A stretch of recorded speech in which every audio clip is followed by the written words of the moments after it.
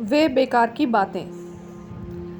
श्रीमती समिधा देवी जी की स्मृतियों में से। उन दिनों सूरज देवी, सरस्वती और मैं दादरी रहा करते थे। श्री महाराज जी ने पंडित प्यारेलाल जी को हमें लघु सिद्धांत कौमुदी पढ़ाने के लिए दादरी भेज रखा था।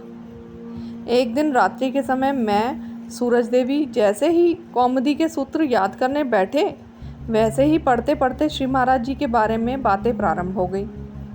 फिर सूत्र तो कौन याद करता था। उन्हीं दिनों आश्रम में श्री महाराज जी को तीव्र ज्वर हो आया था। महाराज जी प्रेस वाले कमरे में ही विराजते थे।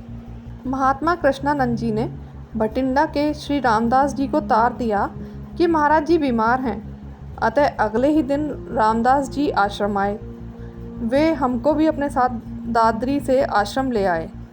हम बड़े प्रसन्न थे कि रात ही में श्री महाराज जी के विषय में बातें हो रही थी और आज उनके दर्शन होंगे। हम लोग आश्रम आकर श्री महाराज जी के चरणों में पहुँचे। जैसे ही मैंने मस्तक टेक कर प्रणाम किया, वे बोले, क्यों बदामो? उन दिनों मेरा नाम यही हुआ करता था। रात में बेकार की बातें ना करके सूत्र याद करती तो सूत्र याद ना हो जाते।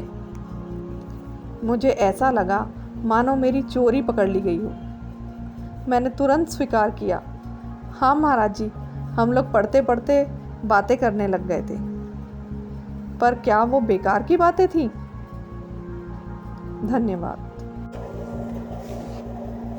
आपके सहयोग से गुरु महाराज जी के संस्मरण उनके अनन्य भक्तों तक पहुंचाने का ये एक प्रयास मात्र है।